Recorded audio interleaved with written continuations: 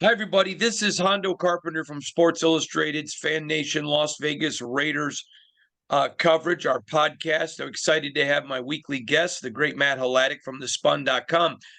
And Matt, in this State of the Raiders podcast, we're going to really dig in on the article I did. I talked to, I don't remember the figure now, I think it was 23 different people around the league, players, coaches, executives, management, league officials. I talked to a bunch of people to kind of talk about the state of the Raiders. This article was extremely well received. You've read it. Tell me what you thought. I thought it was interesting because some of the things that we've spoken about here over the last weeks and months about where the Raiders are in the hierarchy of the NFL, what their roster construction is like, how they're going to approach the present and the future. Um, it was stuff we kind of touched on and stuff we talked about, but to see it all laid out there, and especially to see it all laid out with from people around the league who are involved in the game, but who are not affiliated with the Raiders directly, was interesting. I think it really shows what state the team is in right now, where they aren't quite, I think the words we used last week or 2 weeks ago were they're retooling. It's not a full blown tank job rebuild where, you think you're going to be the number one or two pick and, you're blowing it up completely, but they're not in a true contending level. They could battle for a playoff spot if things break right. If the health, obviously, health plays a big factor every year for every team, depending how this draft is for them, if they land some contributors early. But they're not a team that's ready to challenge the Chiefs atop the AFC West or to make a deep run in the playoffs. Yeah, I agree with you. I want to hit a couple points on the article. First of all, on this podcast, we never attack fans. They're the reason you and I have jobs. And so, they get the ultimate respect from me. On top of it, they've got 20 years of a franchise operating in futility. So their anger and emotion, while sometimes I do believe it's misdirected, I understand it. I get it. Hey, I'm mad at somebody and you're the easiest target. I'm going to go after you. And so I find myself in a really unique place because my job as a journalist, and you've known me for well over a decade, we're not just colleagues, friends. My job is to tell the truth. And there are times when people are going to be, oh, wow, that's the greatest. And oh, man, you suck. So let's look at Josh McDaniels. If you go only on wins and losses, which I think is a very fair assessment, he has failed as an NFL head coach. However, I look at some things that happened in Denver. I look at year one in the Raiders organization. And then I listen to a lot of people around the league who greatly respect him, who think he's a genius offensively. Is he a fully developed head coach? No, but they look at his lineage with his dad, who is unquestionably one of the best high school football coaches ever in America. And they look at his lineage with Bill Belichick. And unlike a lot of his assistants, Bill Belichick literally let him run the entire offense. And so to me, I think the jury's out on Josh McDaniels. I understand, and I'm being fully cognizant when fans say, look at his record after 3 years. You're right, it's not good. And he's got to have to start turning that around quickly. But when I'm trying to be fair, does that get me a lot of heat in Raider Nation? What's your thought on Josh McDaniels? Well, first I'll touch on you. You're talking about fans, and I totally understand where you're coming from as somebody who has covered teams individually, covers things nationally, and is also a fan of teams in his own right. Sometimes when a team is struggling, an organization is struggling, you're just angry at everything, and it could be from the best player on the team if they don't come through to the head coach to one of the beat writers. So it's part of the job, part of the experience, especially where everything's connected to social media and you can just let anyone know how you feel at a moment's notice. Getting specifically into Josh McDaniels, I think what you saw in Denver, and it's been well documented, was somebody who may have had the X's and O aptitude to be a head coach, at least definitely on the offensive side of the ball, but wasn't prepared to run the entire program as a head coach. And we see guys who are excellent coordinators get caught up in this all the time because when you're a coordinator, you can focus solely on the X's and O's. You could focus on your game planning. You could focus on exploiting matchups and how you're going to make things work on the field. When you're a head coach, you got a more of a CEO type role, and you have to not just be a strategist, X's and O wise. You have to clock management. You have to manage players' egos more. You have to oversee the entire operation. And I think Josh McDaniels wasn't ready to do that when he was in Denver. You hope, obviously, after a little bit of a humbling experience, a decade away from being a head coach, he kind of picks that up uh, when he goes back to Vegas. And listen, the first year in Vegas was not successful from a win-loss standpoint, like you said. But the question now becomes how much of that was all Josh McDaniels and how much of that was also the situation that he and Dave Ziegler inherited, which is what you touched on in that article. Mhm. Is that something that they'll be able to change going forward as they get some more pieces in? I've had people say to me, Hondo, you're a fan. Well, no, I'm not. And I'm not. But here's the deal. I know a lot of people around the league who greatly respect Josh McDaniels. I also know that like, for example, I wrote about the fact they knew about the Raiders, but hadn't done a deep dive. When you're in New England, where Bill Belichick says your job is to do your job, he's famous for that. So, yeah, the team as somebody you play, but you don't know. So, for example, they didn't know. I mean, they liked Derek Carr a lot. They believed in him. It's why they gave him the contract they gave him with the no trade clause. They didn't know about all the years, the frustration, the wear on the tread with Derek, the relationship with him and Mark Davis. Those are all things that they're not going to know. When people say, oh, they know everything, you literally have to be looking for reasons to be angry to assume that. For example, I cover the Raiders every day. Am I familiar as an NFL writer and media personality with the other 31 teams? I am, but I'm not an expert. I couldn't do a deep dive on very many teams, and I have friends on most of the other teams. So I get it. They're angry. But when I call and say somebody's got to go, it's because to me, the preponderance of the evidence, the people I know within the league that I respect, what I see with my own eyes. And I'm sorry, it's like the Columbus quote. When I put in there, it's hard for me to believe that was a Josh McDaniels quote based on how Josh is now. But based on everybody I know who knew him closely, then yeah, that's a Josh McDaniels.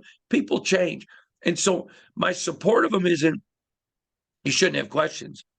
My support isn't, well, this guy's going to win a Super Bowl. My support is the people that I trust, what I see with my eyes tells me that it's not time to throw in the towel. Does that make sense to you? It does. And I think what you're talking about too is the NFL, a lot of times, as fans, I'm speaking for myself too as a fan, like we expect things sometimes to be linear. Yeah. And you think that, okay, the Raiders had been down for a while. They had three straight non-playoff seasons from 2017, 2019. 2020, they just missed the playoffs. 2021, they make the playoffs. Even amid all that turmoil with Gruden leaving mid-season and all the stuff, you're thinking, okay, this team has weapons, has some talent. They'll be back in the mix again next year. And sometimes it just doesn't work like that. And I think that's what happened to the Raiders last year. I think it's what happened. I'll give you an example of me out here in New York, and I'm a Giants fan. So happened to the Giants a few years ago. They went 11-5 after a big offseason spending spree. People thought they'd be right back in the mix following year. They go 3-13, things fall apart. So I think that's kind of what happened with the Raiders and McDaniels. How they handle it moving forward will be the ultimate judge of whether or not he'll be successful there. Yeah, and I tell this to people all the time. I'm not mad at anyone who says, hey, I think they should get rid of Josh McDaniels. Okay, I don't share that opinion, but I'm not mad at you, and I'm not a shill for the team. I don't make a dime from it. You know that. I don't make a dime from the team. All right, I want to talk about just two more things, and we'll be done with this. But I want to talk about the McDaniels and Derek Carr because I think some people have taken some things I said out of context. Tom Brady did what Tom Brady wanted, but Tom Brady understood in totality the scheme of Josh McDaniels. So when he calls an audible or does what he wants, although it may not be what Josh specifically called, it still was within the frame of what they did. And when Derek early on would question some things and Josh would say, just run the play, he wanted Derek to learn the scheme. And then as Derek would have learned it, he would have taken his feet off the brakes and let Derek do more within the scheme. It wasn't Derek being hostile, wasn't Derek being lazy or hating Josh McDaniels. And quite frankly, I don't think it was Josh McDaniels being a dictator. I think he's saying, hey, we're trying to lay a foundation for our system. Just do what I ask you to do, and things would have changed. Again, neither guy disliked the other. I want to make that super clear. Nobody thought Derek was a wimp or a powder. No, there wasn't the feeling of Josh is being a jerk. It's run your system, learn the system. And it just was not a good marriage based on everything that Derek had been through. It was just enough's enough. That's how I wrote it. Now, obviously, everybody sees it from the angle that they wanted to. But did you see it the way I just presented it to you?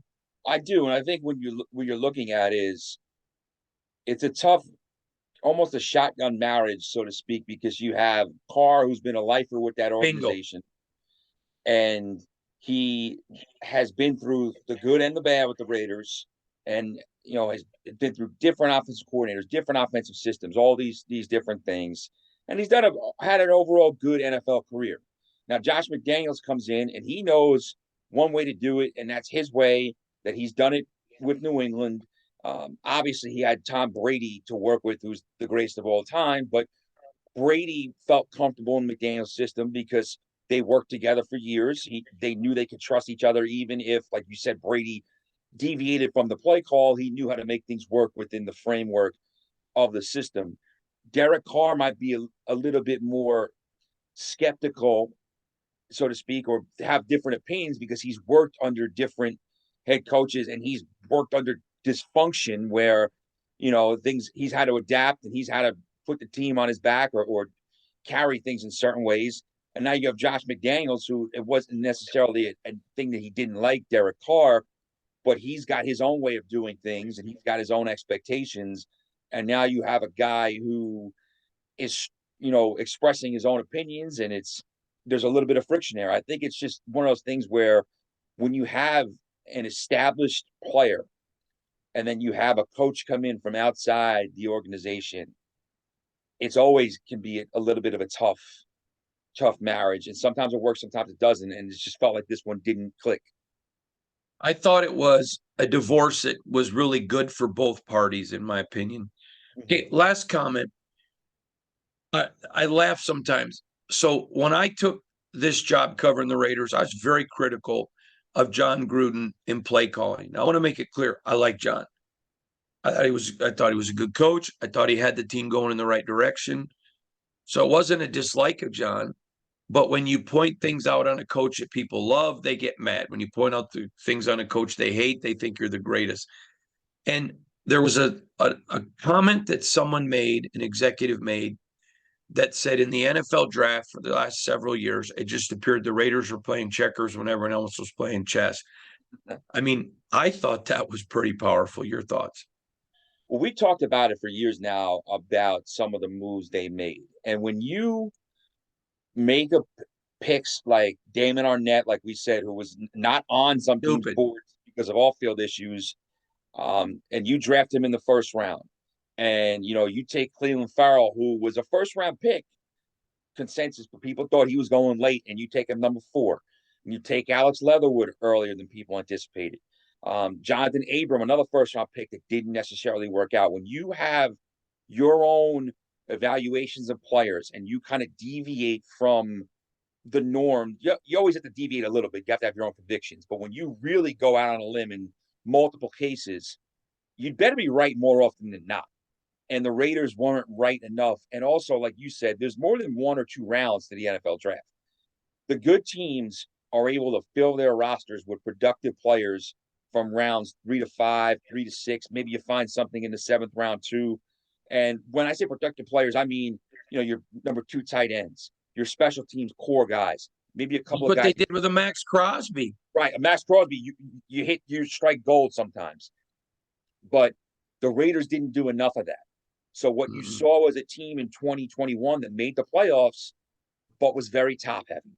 It had a Carr, it had a Darren Waller, it had a Renfro, who's a really good slot receiver. It had Josh Jacobs and Colton Miller and some other guys like that, but and Max Crosby obviously defensively, but it didn't have the overall depth that you needed. Didn't have the amount of playmakers. Didn't have the enough talent at receiver, which is why I got Devontae Adams. They didn't have enough 1 to 53 to make up for it. And as good of a quarterback as Derek Carr is, he's not a Patrick Mahomes. He's not an prime Aaron Rodgers or a Brady who could cover up so many different warts. I thought what another point was fascinating is how many people pointed out to me how big the loss of Henry Ruggs was. To me, I'm gonna be honest.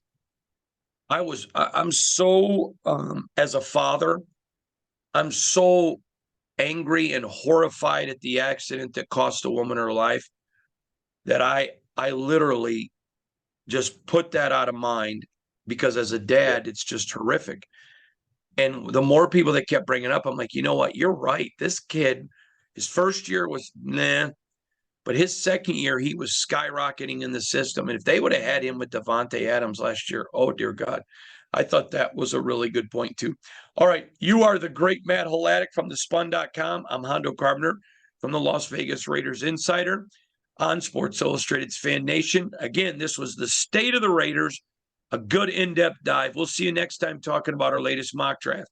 We'll see you later, everybody. Thanks, Matt.